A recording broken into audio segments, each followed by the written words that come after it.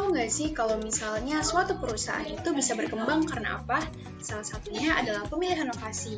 Yang berikutnya, tahu nggak kalian kalau misalnya lokasi itu juga dapat berkembang? Karena apa? Karena adanya pusat pertumbuhan atau adanya pusat kegiatan ekonomi di suatu daerah tertentu.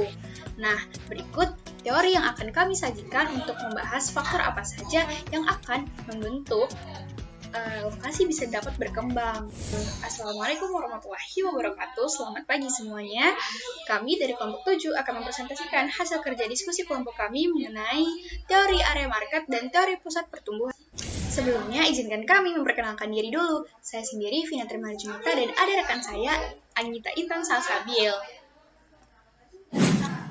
Nah, untuk materi yang pertama akan langsung disampaikan oleh saya sendiri.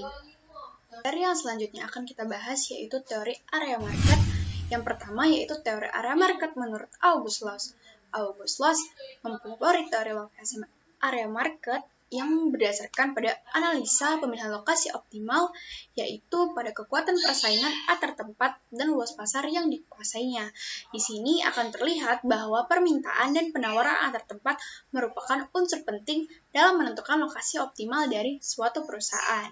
August Loss di sini mengemukakan mengenai tentang permintaan. Diasumsikan bahwa lokasi optimal dari suatu industri adalah di mana suatu industri dapat menguasai wilayah pasar yang terluas sehingga dapat menghasilkan paling banyak keuntungan. Menurut Loss juga, teori lokasi industri yang optimal berdasarkan permintaan sebagai salah satu alasan melokasikan industri di suatu daerah agar perusahaan tersebut dapat menguasai wilayah pemasarannya sehingga dapat menghasilkan paling banyak pendapatan.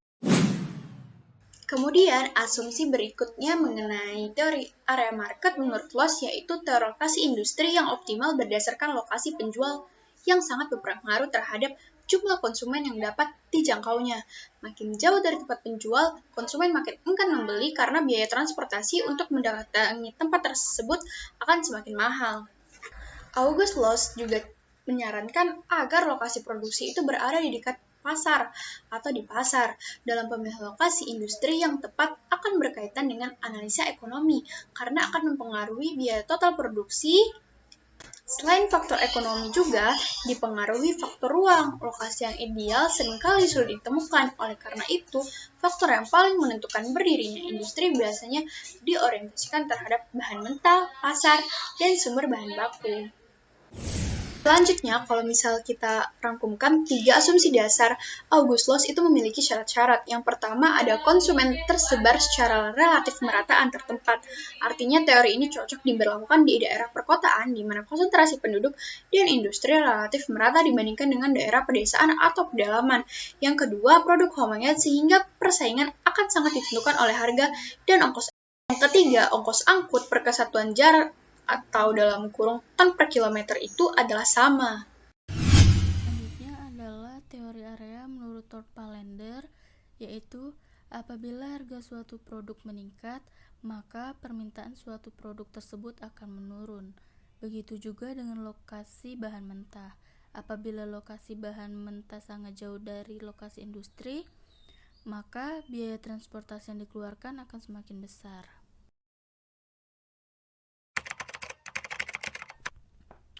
Adapun wilayah pasar menurut Thor Palander, yang pertama isotan, yang kedua isokron, dan yang ketiga isotim. Isotan merupakan garis batas pasar antar dua perusahaan yang menjual barang yang sama dan melayani sejumlah konsumen tersebar di ruang tertentu dari lokasi yang berbeda. Pembeli akan cenderung membeli barang yang diperlukan dari penjual yang terdekat, karena makin jauh tempat penjual dari pembeli, maka makin tinggi biaya angkut yang dibebankan. Yang kedua adalah isokron. Isokron merupakan tempat kedudukan titik-titik dari titik tertentu memerlukan waktu yang sama. Garis ini akan mempunyai bentuk yang sama dengan isodapan. Dan yang terakhir yaitu isotim. Isotim merupakan garis sejenis isodapan dan menunjukkan tempat kedudukan titik yang menunjukkan kesamaan harga barang tertentu, dan akhirnya isovektor yang merupakan garis kesamaan biaya angkut bagi barang tertentu.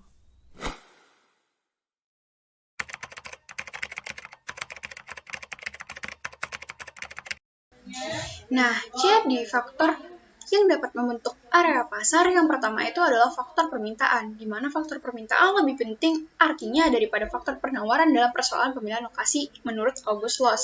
Bila permintaan terhadap suatu barang adalah elastis terhadap harga, diperkirakan akan timbul berbagai pengaruh terhadap pemilihan lokasi perusahaan.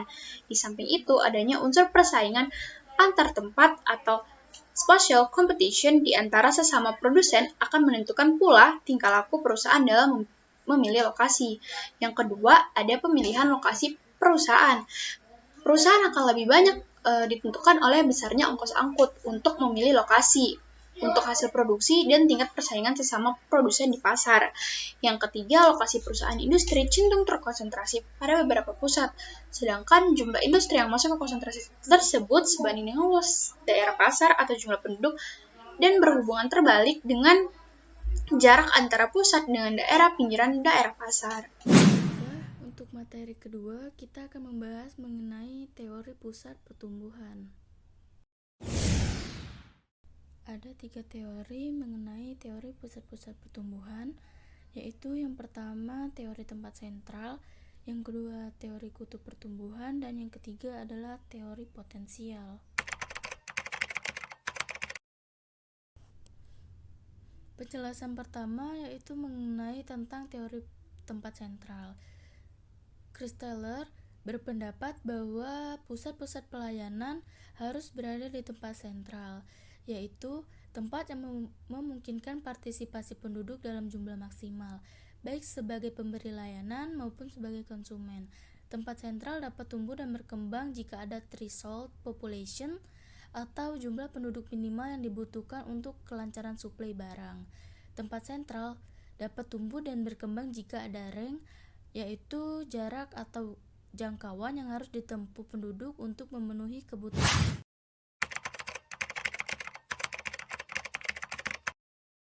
Penjelasan kedua mengenai teori kutub pertumbuhan. Kutub pertumbuhan bukanlah menunjukkan suatu kota atau wilayah, namun suatu kegiatan ekonomi yang dinamis sehingga menimbulkan integrasi dengan daerah sekitar. Misal, terdapat industri konveksi sebagai kekuatan sentripetal. Dengan menarik kegiatan yang berhubungan dengan industri konveksi, misal menyediakan bahan mentah, distribusi, dan pemasaran hasil produksi. Kegiatan industri ini mengakibatkan kekuatan sentrifugal, yaitu memberikan rangsangan untuk tumbuh industri baru yang tidak berhubungan dengan industri konveksi.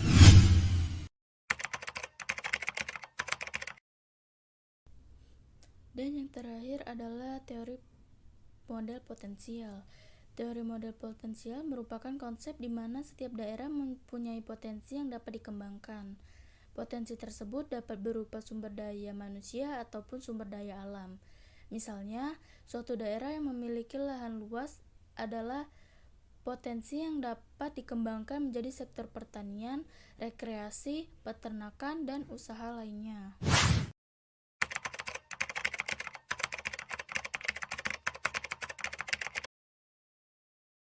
Nah, selanjutnya, apa sih peranan kota dalam pembangunan wilayah? Kita tahu kota memiliki daya tarik tidak hanya di bidang ekonomi, melainkan hukum juga, budaya, politik, yang menjadikan sebagai pusat kegiatan utama penduduk. Kota berperan dalam memperlancar produksi dan pertukaran dekatnya lokasi berbagai kegiatan ekonomi. Kota juga efisien dalam menarik warga karena adanya faktor permintaan. Nah, berikut adalah referensi kami dalam mencari materi-materi kami. Bisa kalian lihat ya teman-teman. Dan terima kasih karena telah memperhatikan jalannya presentasi kami dari awal sampai akhir. Kami tutup. Wabillahi taufiq wal hidayah. Wassalamualaikum warahmatullahi wabarakatuh. Tetap jaga kesehatan. See you on next video. Bye.